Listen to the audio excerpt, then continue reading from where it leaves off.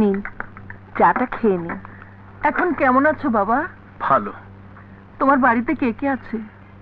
বাবা, ভাই, বোন সবই আছে। মা মা নেই।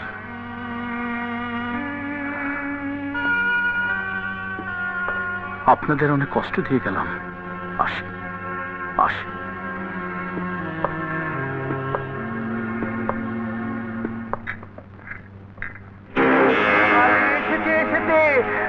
বেরিয়ে এসেছে। আরে সিস্টার, ওই শালা বেরিয়েছে, এবার আমাদের ঘরে ঢুকে। ওর মধ্যে কে আছে যে আমাদের মধ্যে নেই? আপনি দাঁড়িয়ে রইলেন কেন? যান। তুই কত টাকা দিয়েছিস? আমরা ডবল টাকা দেবো।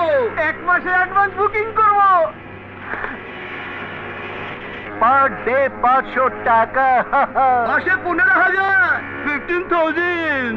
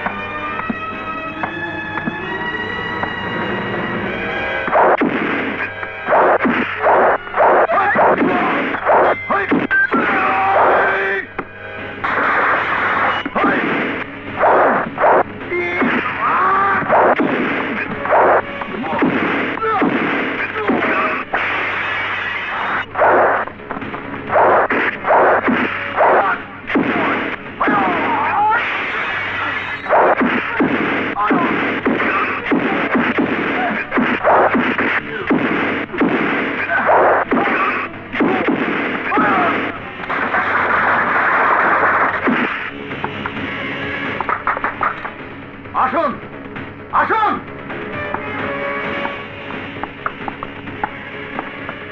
মারুন মারুন ওই শয়তানদের। আপনি যদি ওদের না মারেন, ওরা আপনাকে আবার বেইজ্জতি করবে, আবার খারাপ কথা বলবে। মারুন মারুন মারুন।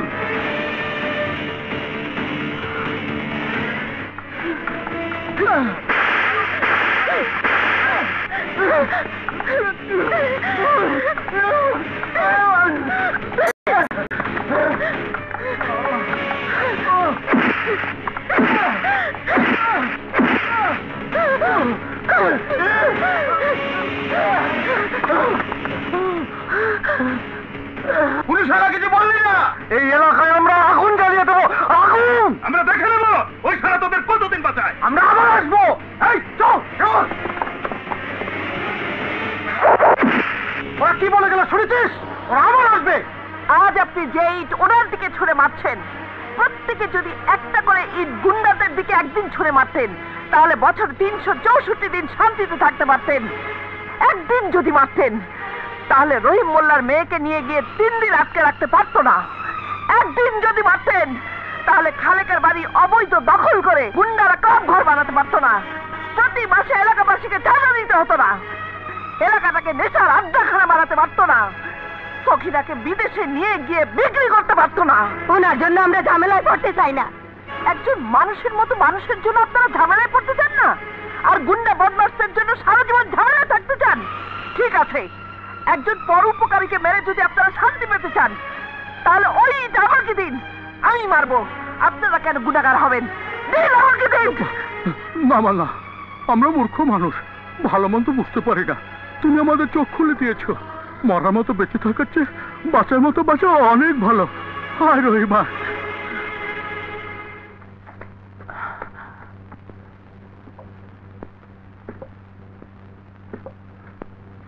আমি যাচ্ছি, কিন্তু যাবার সময় দুঃখ নিয়ে যাচ্ছি যে আপনাকে অশান্তিতে ফেলে গেলাম। আপনি আমাদের শান্তিতে থাকার পথ দেখিয়ে গেলেন, যা কখনো স্বপ্নেও ভাবিনি।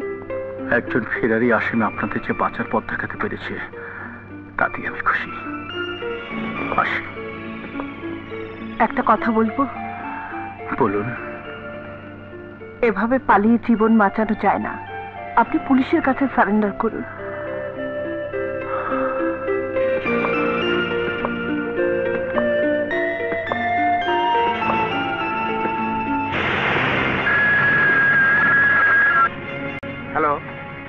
সাহেবের ফোন। হ্যাঁ হ্যাঁ, বাইরে যাওয়ার সমস্ত পথগুলো বন্ধ করে দাও। Sir phone. হ্যাঁ হ্যাঁ হ্যাঁ।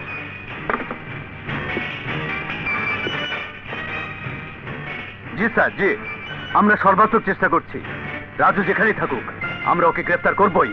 স্যার, আইনকে শ্রদ্ধা করি বলেই আমি সারেন্ডার করতে এসেছি। আইনকে শ্রদ্ধা করলে তুই আমাকে আহত করে পালিয়ে যেতি না। দেখেন স্যার, দেখেন চাকু দিয়ে মেরে আমাকে। স্যার, সব মিথ্যে কথা, সব মিথ্যে কথা। Stop, open your bandage.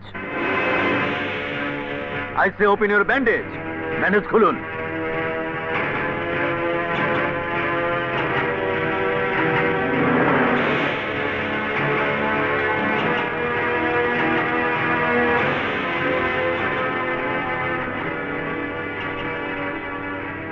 You cheat! স্বরাষ্ট্রমন্ত্রীকে অভিযোগ করে আপনাকে বরখাস্ত করাবো। তোমার সাথে যদি কোনো অন্যায় করা হয়ে থাকে সে ব্যাপারে তদন্ত করা হবে। সেন্ট্রি, ওকে হাজতে বন্দি করো। বাবা, ছোট ভাইয়া না ফিরলে আমি বিয়ে করব না। আমিও তাই ভেবেছিলাম, কিন্তু ওদের কথা শুনে আমার চোখ খুলে গেল। তাছাড়া ওদের একটু তাড়া আছে। এ বিয়ে যদি এখন না দিই তবে এমন পাত্র হাতছাড়া হয়ে যাবে। হ্যাঁ, আল্লাহ তো জোর বেঁধেই পাঠিয়েছে। বোন, তুই রাজি হয়ে যা। আমি একবার ভাইয়ার সাথে দেখা করব। সে ব্যবস্থা আমি করে দেবো। আমার কিছু হয়নি কাজল, কাঁদিস না বোন। কাজল, কাজল, আমি কোনো অন্যায় করিনি। আমার শাস্তি হতে পারে না। কাঁদিস না বোন। ওর বিয়ে ঠিক হয়েছে সামনের শুক্রবার। কাঁদিস না কাজল, মেয়ে হয়ে জন্মেছিস, তোকে বিয়ে করতে হবে না। একটা ভালো পাত্র পেলাম, ওদের খুব তাড়া আছে, তাই।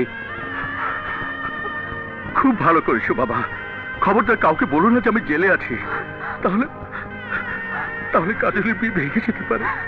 ভাইয়া,